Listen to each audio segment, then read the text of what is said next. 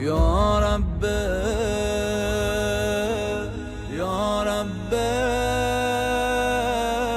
یا رب یا رب یا رب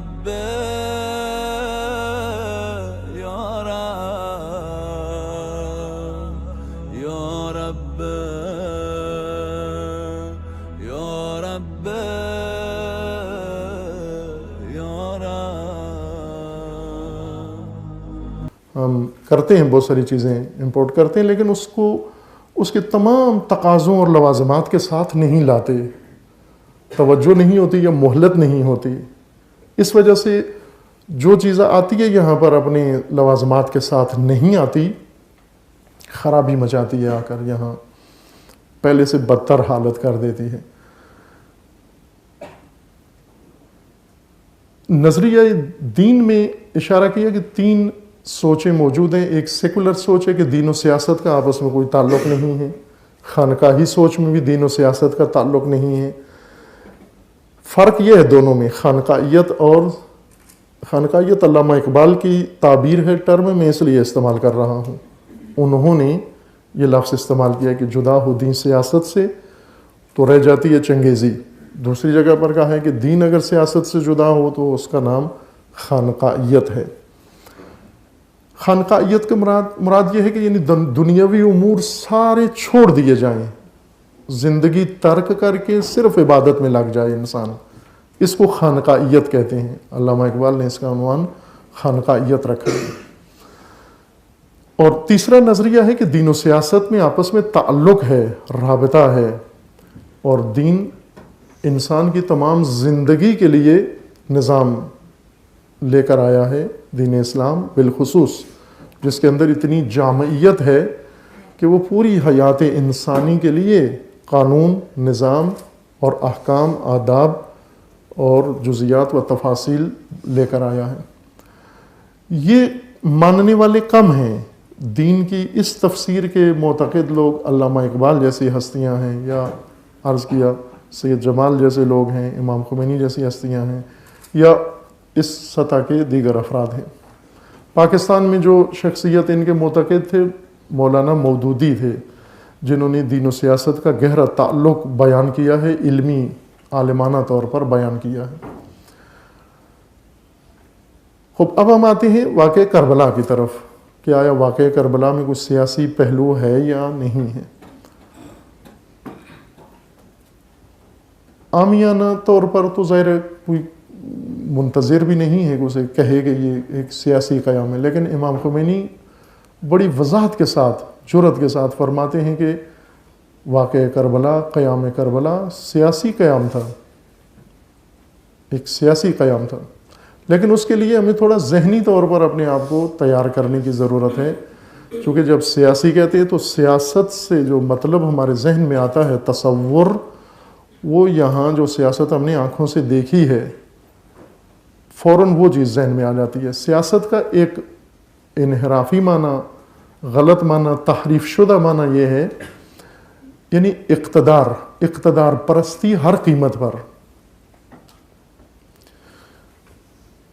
میکیولی کے نظریے کے مطابق اقتدار حاصل کرنا ہر قیمت پر، مکر، فریب، فراڈ، دھوکہ، جھوٹ، طاقت، قتل و غارت، ہر ممکنہ ذریعے سے آپ اقتدار میں آئیں، قدرت میں آئیں، طاقت حاصل کریں. یہ سیاست ہے. آپ چاہیں تو لوگوں کو دھوکہ دیں، جھوٹ بولیں، یہ بھی سیاست ہے، کوئی اس میں حرج نہیں ہے. بلکہ اس کے نزدیک مضبوط سیاستدان ہے ہی وہی جو لوگوں کو جھوٹ بولے یا جو بھی کرے، باہر کیف لوگوں کو تیار کر لے اپنی حکومت کے لیے یا اپنے ہم نوا بنانے میں کامیاب ہو جائے. طاقت کا استعمال کرنا ہے، طاقت کا استعمال کریں اور لوگوں کو سیاست میں اپنا ہم نوا بنا لیں. یہ عام تأثر ہمارے ملک کے اندر سیاست سے یہ لیا جاتا ہے کہ ہر قیمت پر اقتدار میں آنا، اقدار کے بغیر، ویلیوز کے بغیر اقتدار میں آنا. لیکن سیاست کا دوسرا بھی ایک معنی موجود ہے، وہ صحیح معنی بھی موجود ہے. میکیاولی کے علاوہ بھی مفسرین سیاست نے، علماء سیاست نے، دانشوران سیاست نے سیاست کا معنی کیا ہے، اور وہ معنی پاکیزہ معنی ہے۔ اس لیے علامہ اقبال دین و سیاست میں کوئی فرق نہیں سمجھتے کہ دین و سیاست میں جدائی قابل تصور نہیں ہے اور تباہی ہے جدائی اگر کریں گے۔ امام خمینی رضوان اللہ تعالیٰ علیہ بھی اسی نظریے کے معتقد ہیں کہ دین و سیاست میں آپس میں بڑا گہرا تعلق ہے۔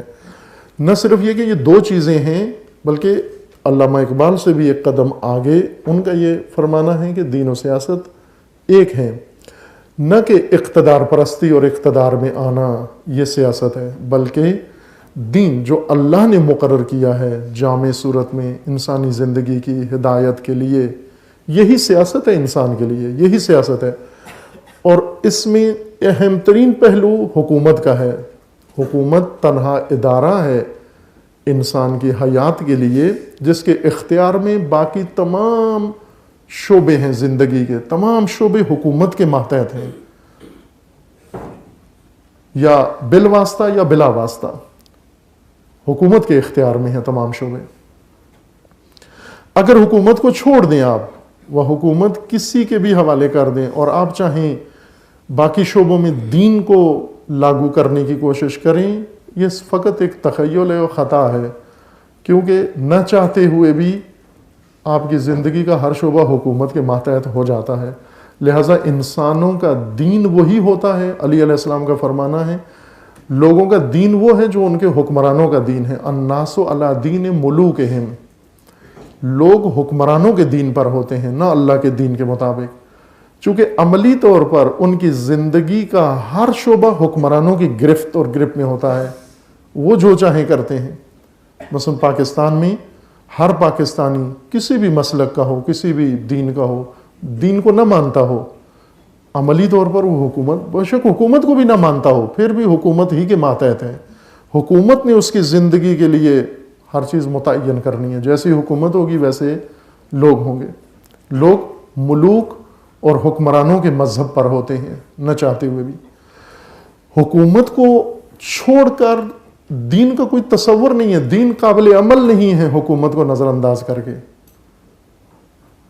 اگر حکومت چھوڑ دی جائے، باقی ماندہ دین، وہ دین کہلاتا ہی نہیں ہے، وہ دین کی ایک سمجھے کہ 100واں حصہ ہے، ایک 1000واں حصہ دین کا رہ جاتا ہے جو آپ حکومت کے بغیر اپناتے ہیں اور اس پر عمل کرتے ہیں آپ نجی زندگی میں، کہ آپ چاہیں تو دن بھر جو کچھ کرنا ہے وہ حکومت کے قانون کے مطابق کرنا ہے۔ آپ نے مثلا آپ نے یونیورسٹی میں پڑھنا ہے، یونیورسٹی کا تمام سسٹم، تمام کیریکولم، تمام اس کی کتابیں، تمام اس کے پروفیسرز، تمام اس کا نظام، یہ سارا پرائیویٹ یونیورسٹی ہو یا گورنمنٹ یونیورسٹی ہو، یہ حکومت کے بنائے ہوئے آئین کے مطابق ہوگی اور حکومت کے ماتحت ہوگی۔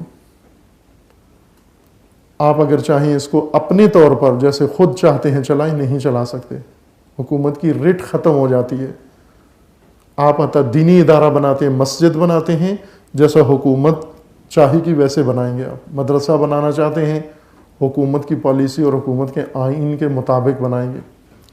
بس آپ کی زندگی کا کوئی شعبہ ایسا نہیں ہے، حتیٰ آپ کی زندگی کا سب سے نجی شعبہ، پرائیویٹ شعبہ، اگر آپ شادی کرنا چاہتے ہیں، حکومتی آئین کے مطابق کریں گے۔ آپ کا کسی سے کوئی نزاع ہو جاتی ہے، جھگڑا ہو جاتا ہے، لین دین میں اختلاف ہو جاتا ہے، آپ حکومتی عدالتوں کی طرف رجوع کر کے فیصلے وہاں سے کروائیں گے آپ۔ بس اصل حکومت ہے، حکومت نظام ہے، بڑا نظام، سپریم نظام جو تمام شعبوں کے اوپر حاوی ہے۔ حکومت ایک بڑی چھتری ہے جس کے تحت انسانی زندگی بسر ہوگی اپنے تمام شعبوں سمیت، تعلیم ہو، تجارت ہو، روابط ہو، جو کچھ بھی ہو، ہر چیز حکومت کے قانون کے مطابق ہوگی۔ اس وجہ سے یہ بزرگان علامہ اقبال جیسی ہستیاں معتقد ہیں کہ دین ہے اس قابل جو حکومت، جو انسانی زندگی کی رہنمائی کر سکے، سایہ بن سکے اس کے اوپر۔ دین کے علاوہ کوئی آئین ایسا جو انسانی زندگی کو درست سمت میں ڈال سکے اور اس کو وہ سایہ میسر کر سکے نہیں ہے۔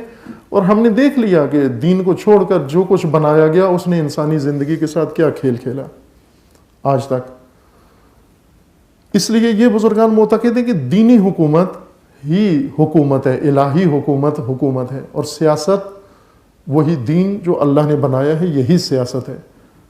لیکن دین منحصر نہیں ہے عبادتوں کے اندر، چند ریاضتوں کے اندر، چند سنتوں کے اندر، چند رسموں کے اندر. دین بہت وسیع چیز ہے. جتنی انسانی زندگی جتنی وسعت انسانی زندگی میں ہے، اتنی دین میں وسعت ہے. میں ایک سادہ سا اشارہ دین کی وسعت کی طرف آپ کی خدمت میں عرض کروں کہ قرآن کریم کی آیات جو سنی ہوئی ہیں آپ نے عموماً کہ غلط ہے وہ عدد، ممکن ہے یہاں مجالس میں تو میں نے پوچھا ہے کسی کو پتہ نہیں ہوتا تھا، سنا وہ غلط عدد ہی بیان کرتے ہیں. ممکن ہے یہاں پر چونکہ قاری صاحب جنہوں نے قرآن پڑھا، بڑا خوبصورت قرآن پڑھا، چلے گئے قرآن پڑھ کے، وہ بہت خوبصورتی کے ساتھ پڑھا.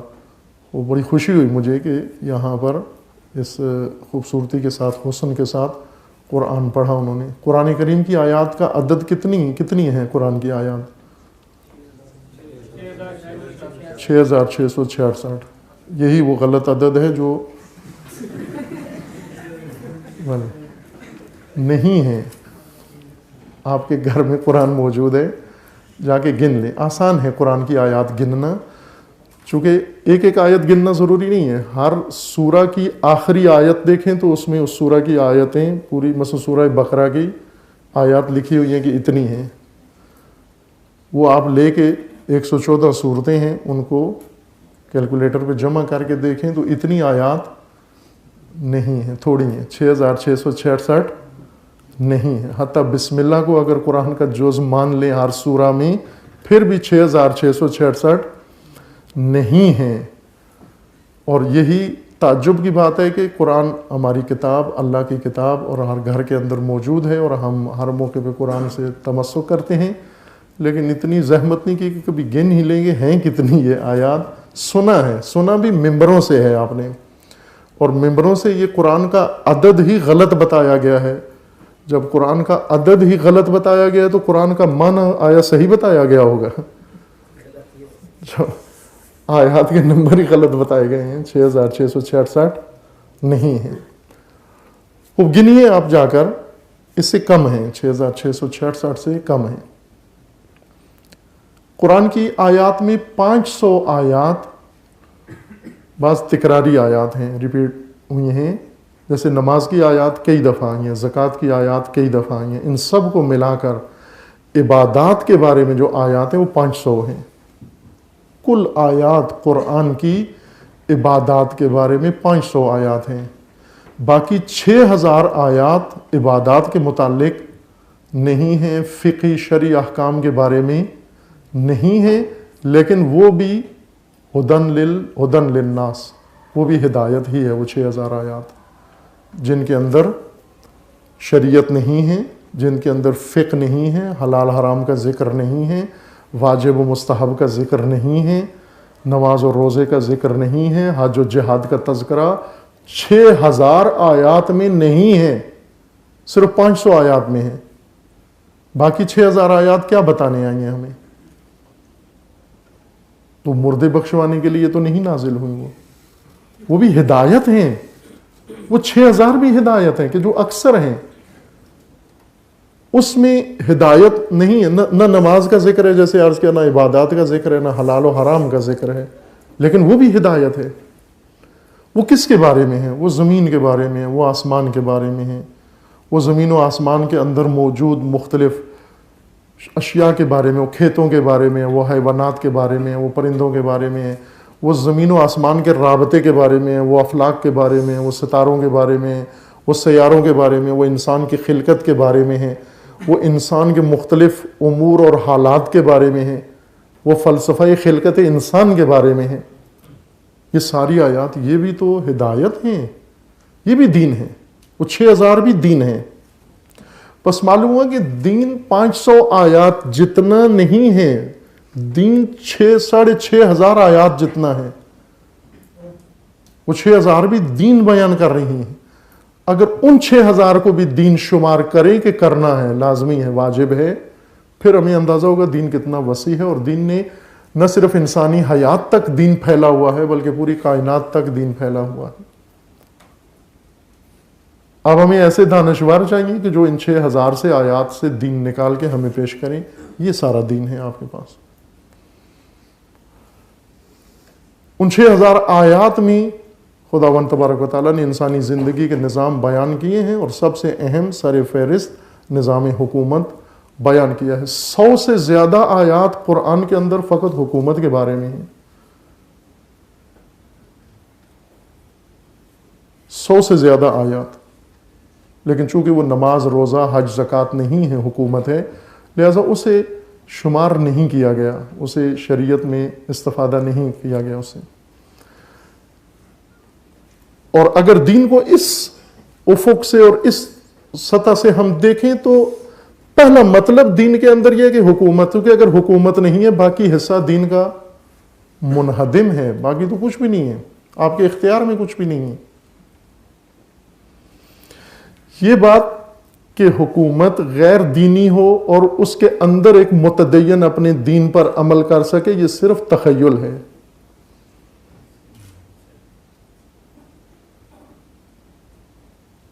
حکومت دین کی نہ ہو، جیسے آج کل ہم سب ہیں، ہم سب نجی طور پر دیندار ہیں لیکن سماجی طور پر نہیں، سیاسی طور پر نہیں، باقی کسی شعبے میں ہمارا دین کے اندر نہیں ہے، دین کی تابعیت نہیں ہے۔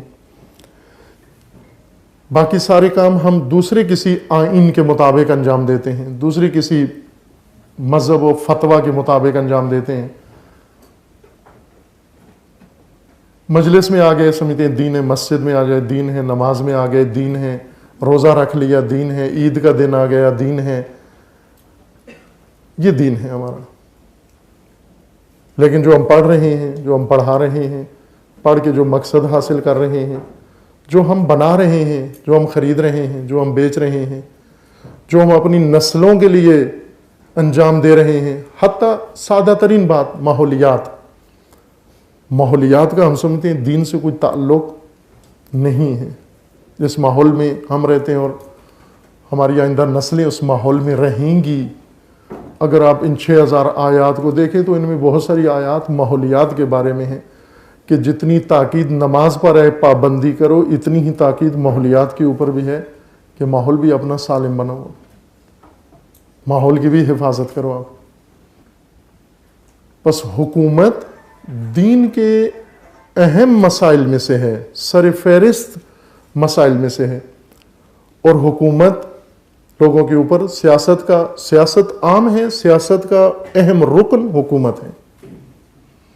یہ میں نے تمہید عرض کی تاکہ ہم سمجھ سکیں کہ واقعہ کربلا کا سیاسی لحاظ سے جائزہ اگر لیں ہم تو آیا اس میں کچھ سیاست تھی یا نہیں تھی؟